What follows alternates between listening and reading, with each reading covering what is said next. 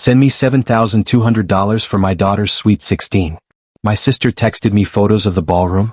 What if, in one gut-wrenching moment, your own father told you to choose between your family and your financial sanity? That's exactly what happened when I dared to say no to a $7,200 party for my niece. Can you even imagine that kind of betrayal? My name is Gary, I'm 34 and I'm an auditor. Sounds boring, right? But here's the thing, I live for order. I love rules. They don't get offended when you follow them. My superpower? Smelling a missing decimal from across a room. Seriously. I can tell you where every penny goes and more importantly where it shouldn't go. My life is spreadsheets, meal prepping, and the faint smell of starch from the dry cleaner downstairs. It's predictable, quiet, and I like it that way. Because my family? Yeah, their rules are more like suggestions. My mom? She's a hug wrapped in a to-do list, warm, loud, always moving. Dad's the fixer, but only when it's his idea. If it's your plan, he's suddenly allergic to planning. And then there's my younger sister, Bella. She's pure sparkle, pure momentum. Everything with Bella is a moment, a performance. She makes headlines, makes people fall in love with her, but not bills. Since college, I've been the family's unofficial safety net. The ride from the airport, the guy who reads the lease, the emergency contact, the one who knows how to talk to banks, which I later learned meant putting my name on things. It all came to a head one Tuesday night. I was in my apartment, casserole cooling, basketball game on mute, highlighting some client expenses. My phone buzzed. It was Bella. First, a photo of a ballroom, chandeliers, gold chairs, the works. Then a sweeping white and silver gown on a mannequin. Then a screenshot of a cake with a $700 price tag. My stomach dropped. Her text followed, send me $7,200 for Maya's sweet 16. Confetti emoji. Pink heart. I stared at it. Like it was a magic trick I was supposed to applaud. She sent another photo before I could even process it, an invitation mock-up. It's happening, she wrote. The game clock ticked. The casserole popped. I put the phone face down, then flipped it back over. Ignoring it isn't my way. I typed, what? Her bubbles popped up. Ballroom deposit due tomorrow. We want a string quartet. So special, Gary? I just sat there. In my quiet kitchen with my boring dinner and the smell of starch. Here it was again. The glitter invoice. I typed a single sentence, then erased it. Put the phone down. Breathe. My rule, I don't make money decisions when I'm annoyed. But the words were already forming. A fuse burning. I knew what I was going to say and I knew exactly what would come after. I picked up the phone. My thumbs hovered. I thought about the last 18 months, the store card, that bought shoes, being told I was ruining the vibe by mentioning budgets. And then I thought about Maya. Kind, bright Maya. She deserved a celebration, yes, but one that wouldn't wreck anyone's year.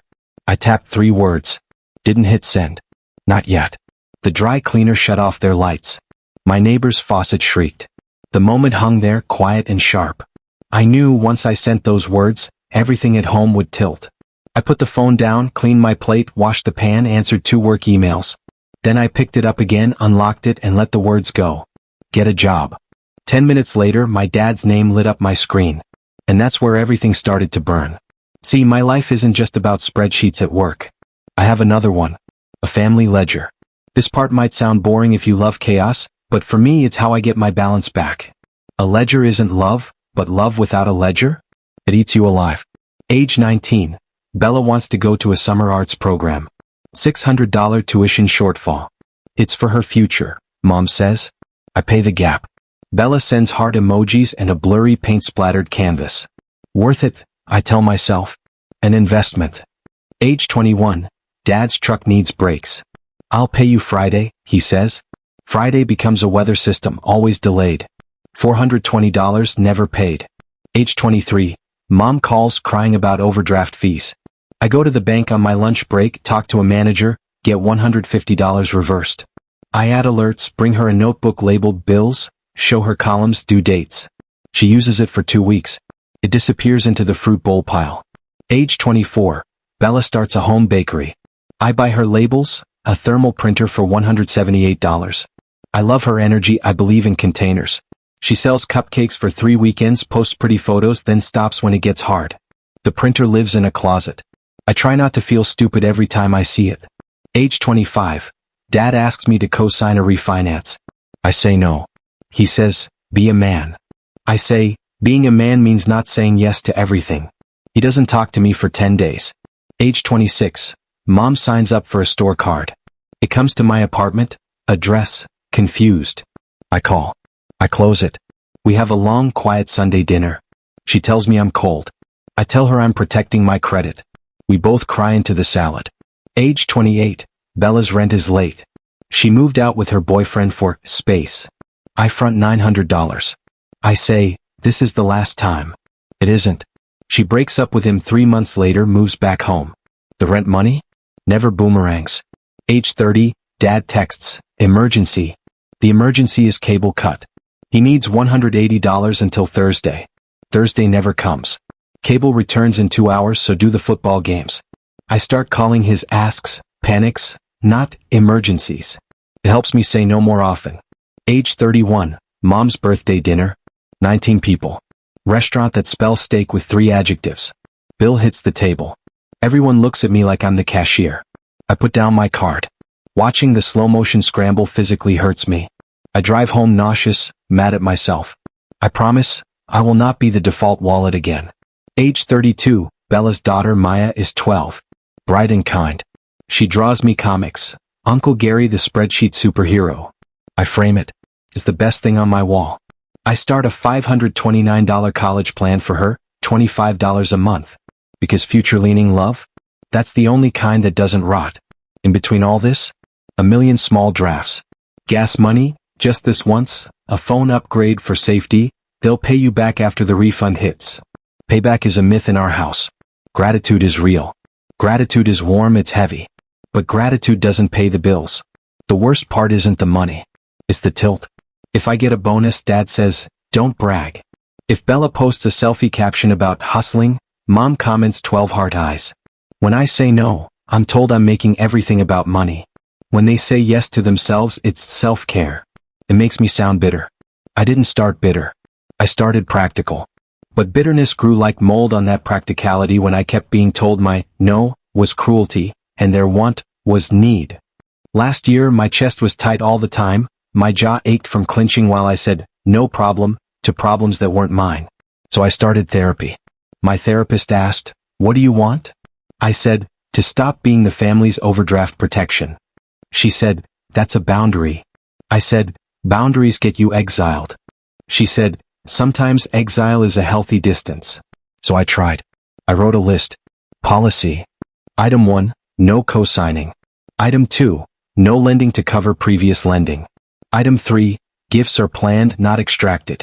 Item 4, I don't negotiate via tears or threats. Item 5, if I feel panic in my body, I wait 24 hours before replying. It worked half the time. Then Bella's text about the Sweet 16 landed like a test I knew I was supposed to fail. Bella sent the ballroom photo again, then a tiara, then a floral arch. It's not just a party, she typed. It's a once-in-a-lifetime. I stared at the phone. I saw a math problem dressed like a dream. The total wasn't just $7,200. It was $7,200 plus all the other times the glitter invoice had come to my door. I typed 3 words. Erase them. Type them again. And then I press send. Get a job. Silence. Then 3 dots. Then nothing.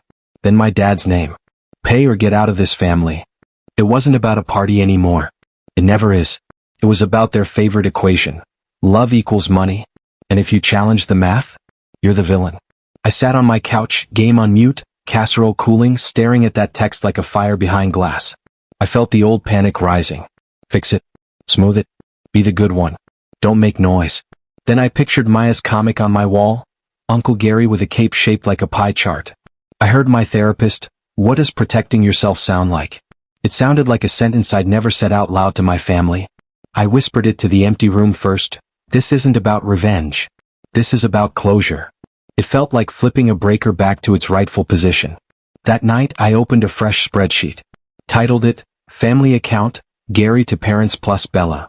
Then I opened my text thread and typed what I needed to say. And that's when the house lights came up and everyone started shouting. The group chat started at 8:02 p.m. Mom named it Family, like that would keep it from cracking. She added me, Dad, Bella. Gary, your sister is stressed. Be kind. Dad, you don't talk to your sister like that. Bella, wow, really, to your niece? I typed slowly, I love Maya. I'm not paying $7,200 for a party. Dad called immediately. He hates the slowness of text when he's in a fight. I answered. Ducking calls is gasoline. Hey, he barked. Hello, no? Breath. Or don't bother showing up here again. Dad, I said, keeping my tone level. That's abusive. Abusive. He laughed, high and offended. You're the one withholding from your own blood. I'm withholding from bad decisions, I said. Bad? He sputtered. It's a sweet 16. It's an event you can't afford, I shot back. A nice one, sure, but a luxury. Bella grabbed the phone. I could hear her ragged breathing. I thought you loved Maya. I do, I said. I want her to have a special day that doesn't involve me subsidizing a ballroom and a $700 cake. It's not just cake, she snapped. It's a design. Exactly, I said. Mom took the phone. I heard her organizing her voice the way she organizes a kitchen drawer, pushing everything to the back, calling the front neat. Gary, we didn't raise you to be cruel. You raised me to help, I said. I'm helping by not funding a mistake. Everything with you is math, she said, her voice thin. Where is your heart? In Maya's college account, I said. Where her future lives. Silence. Then Dad again, voice low like a threat, whispered at a dog. If you don't pay, don't come to the party. Don't come to this house. Don't call us. You're out. My pulse throbbed in my teeth. Are you sure you want to say that? I asked. Say what? He sneered. That money is the ticket to family, I said. That's your position. His silence was an answer. I could have begged. I could have said, I'll pay part. I could have tried to compromise with someone who had already decided ransom was a parenting technique. Instead, I looked at the fresh spreadsheet on my laptop. The numbers I'd begun to enter. The line I'd drawn at the bottom with the word closed, in caps that I hadn't yet earned. Okay, I said. Here's what's going to happen. I'm sending you a document in the morning. It's a statement of what I've paid over the last 10 years. Gifts are gifts. Loans are loans. Everything else? That was pressure. I'm zeroing that out. Effective immediately. I'm not your bank. I will not fund this party. I will not co-sign anything. I will not discuss money with you. Dad laughed again, but this time it sounded less like power, more like air leaving a balloon. You think you're special because you have a decent job? No, I said. I think I'm a person with a boundary. Bella cried, a high, shocked noise I'd known since she was 5. You're choosing money over your niece.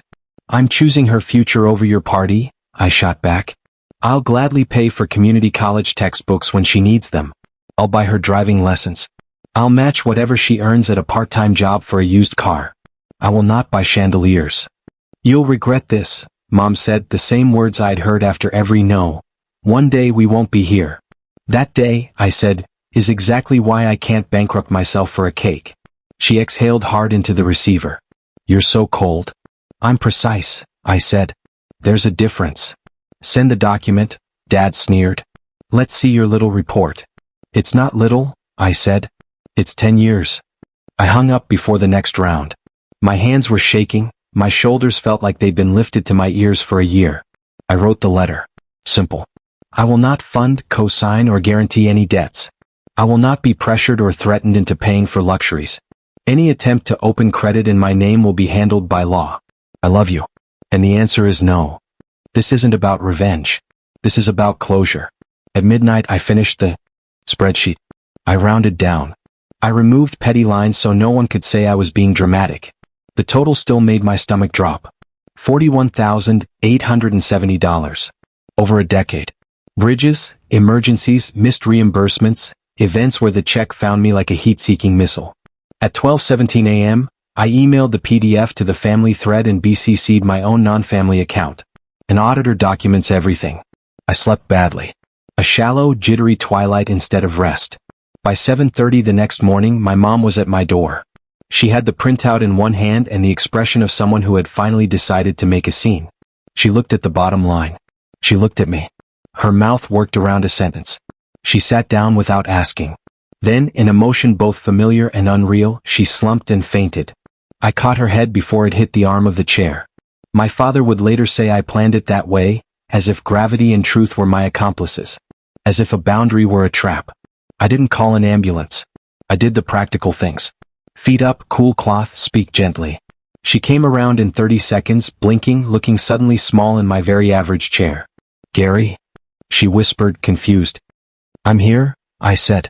"You fainted." She looked at the paper in her hand like it might bite her. "You made a list of every little thing." "I removed the little things," I said.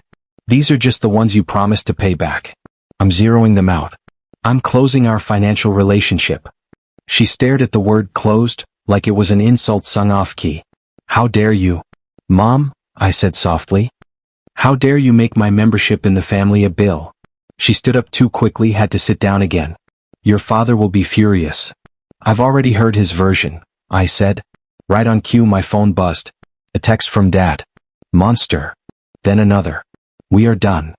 Then a voice message I didn't listen to for an hour because I wanted to hear my own thoughts first. Bella's text came in waves. "Are you happy now?" "Maya's crying." "I hope you feel big." My thumbs hovered. Typed, erased, typed again. My therapist's voice in my head. "Say what you're doing, not what they're doing." I wrote, "I won't pay for the party. I will contribute $500 to Maya's education fund if you open one by Friday." Then I hit send. Silence for a long minute. Then, "Keep your blood money." Then, 5 minutes later, "What's a 529? I sent a link. She left me on read. Mom finally stood without wobbling. She smoothed the paper, folded it into a too tight square. "You're not the person I thought you were," she said. "I am," I said. "I'm just done paying to be him." She left without touching me. The door clicked. My apartment felt huge and airless. I made coffee. Sat at my table with a mug between my hands so I wouldn't text out of heat. I listened to Dad's voicemail when my hands were steady. "You did this to your mother?" he snarled. "You always were a cold fish. Don't come here. Don't call us. Don't use our name to make yourself feel important." I saved it. Documentation. At 9:05 a.m. my boss called. "You good?" he asked. "You're usually on early." "Family thing," I said. "Take the morning," he said. Then after a pause, "Take the day." I didn't. Work is where the numbers behave. I need that when the people don't. By lunch, my aunt had called, choosing sides gently. "Your mother is devastated," she said. "This party is a big deal." "She can have a big deal," I said. "She can't send me the invoice." "Family helps," she said. "I've helped for a decade," I told her. "Now I'm helping me." She made that disappointed noise. "You know, you sound like a banker." "I am an auditor," I said. "I count because no one else will." In the afternoon, my credit monitoring pinged. A hard inquiry. From a store in a mall I hadn't visited in years. I called immediately. "We have a new application under your name," the rep said. "Fraud co-applicant?" she asked. "Your sister's name appears." "Close it," I repeated, and flagged my file. I sent the confirmation to the family thread with one line. "Do not attempt to open credit in my name. Any future attempts will involve the police." Dad replied, "Stop threatening us." I typed, "Stop stealing from me," then deleted it. Wrote, "This isn't a threat. It's a boundary." At 3 p.m. my therapist squeezed me into a video slot. I sat with my laptop balanced on audited binders and told her about the fainting, the voicemail, the mall card. "What does your body feel like?" she asked. "My jaw hurts," I said. "My stomach feels electric." "What is your rule today?" she asked. "I don't make decisions to fix their feelings," I said. "I make decisions to protect my future." She nodded. "Say it to them." "I already did," I said. "They heard betrayal." "That's not yours to translate," she said. I wrote it on a sticky note. Stuck it to my monitor, "Not my translation." Over the next week, the family chat was a storm. Mom sent photos of cake designs with the caption, "Never mind, we'll do sheet cake," followed by a crying emoji. Bella posted a vague Facebook status about some people choosing money over love. Friends commented with praying hands. Dad updated his profile photo to one of him and Maya, smiling as if to say, "We're fine without you." I did boring things that felt like sandbags against a flood. Froze my credit. Removed my parents as authorized users on an old card I'd forgotten about. Changed passwords. Updated emergency contacts at work. It all felt clinical and small and necessary. Then something shifted. On day 9, Bella texted, "How do I open that education thing?" I sent the link again. She called 30 minutes later. "Walk me through it," she asked, voice flat, exhausted. "Okay," I said. "On one condition. We are not talking about the party." Fine, she said. We set up the account. She put in $25. I put in $500. It wasn't a truce. It was a wire laid under the yard. On day 12, Mom texted, "I made soup. Can I drop some off?" I said yes with a rule, no party talk. She came by, hugged me briefly, set the Tupperware on the counter, touched the edge of one of my spreadsheets like it might tell her a secret, and said, "Your father is stubborn." It was the closest to an apology I've seen from my family. "I know," I said. On day 15, Dad called. I let it ring once, then picked up on the second out of old reflex. "Your mother fainted," he said, weirdly cheerful, like he'd discovered my kryptonite. "You happy?" "No," I said. "I'm sad. I'm also still not paying." Silence. Then a breath. "You always were good with numbers," he said, almost soft. "We're bad with them." "That's true," I said. "Can you look at ours?" he asked. "Not to pay. To look." I sat up. "Yes," I said. "I'll look. I won't pay." "Fine," he said. Saturday at their dining table. I brought a legal pad and 3 colors of highlighters because that's how I move.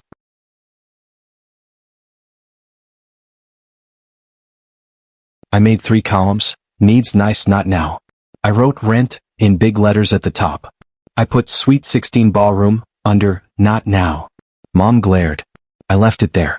I wrote Maya's dress under, nice, with a dollar amount that wouldn't break anyone. I wrote sheet cake, under nice, and underlined it. I wrote DJ from cousin's friend, under, not now. I wrote park permit plus potluck, under, needs/nice compromise. Dad resisted, then stopped resisting when I showed him how much interest he'd paid last year on credit cards.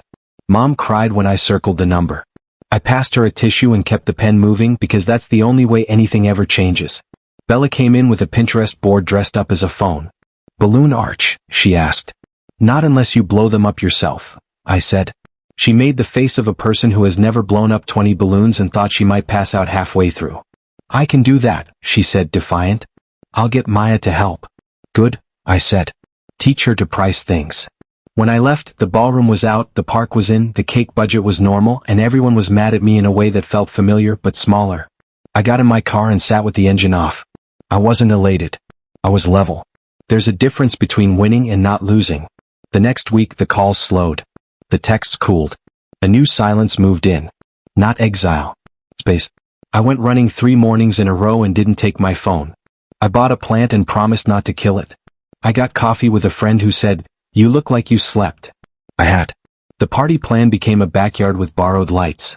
Bella found a neighbor with a smoker who agreed to handle meat for a case of soda and $100. Maya chose a simple dress that made her look like herself. Sweet, a little shy, a little taller than the last time she hugged me. She hugged me when I dropped off folding chairs. She whispered, "Thanks for the college thing." I whispered, "Thanks for being you." On the day of the party, I showed up with ice and a folding table. My wallet stayed in the glove compartment because I'm done leaving it on the table as tribute. Dad stood by the grill like a general. Mom fussed with fairy lights that didn't work until I fixed them and said, "You're still our fixer." I said, "I fix lights, not budgets." She nodded. Fair. Bella avoided me at first, then brought me a plastic cup of lemonade like a white flag. "No chandeliers," she said, laughing without joy. "It's beautiful," I said. And it was. People were happy. Maya was glowing. The backyard looked like a real life you could afford. The $700 cake? It became a chic cake from a bakery that printed a watercolor version of one of Maya's drawings on top. It tasted like vanilla in a beginning. Later, Dad pulled me aside. He looked like he wanted to say something that didn't fit in his mouth. "You're a good man," he said abruptly. "Thanks," I said. He grunted. "Don't expect poetry." "Wouldn't dream of it," I said. When the music ended and the folding chairs clicked closed, I took my plant-based leftovers, yes, Bella, and my folded table, and went home to my quiet, starch-smelling apartment. I put the plant on the windowsill, the leftovers in labeled containers, and the table in the closet. I stood in the center of the room and felt not triumphant, just steady. I opened my desk drawer and looked at the printed letter with the words I'd sent after the ballroom text. I ran my finger over them. This isn't about revenge. This is about closure. Instead of adrenaline, I felt something like a hum. Like a circuit that finally matches the breaker. 2 months in, the family chat has no money talk. If someone types loan, we stop. Maya texts me for chemistry help, I send her lemonade math, and add $25 to her 529. Dad calls on Sundays for football. If he slips, I say, not my topic. Mom sends soup pics, too much salt, add a potato. Bella texts, got extra shifts. Proud of you, I reply. My rule? I won't buy love with loans or cosign denial. I'll fund things that build a life.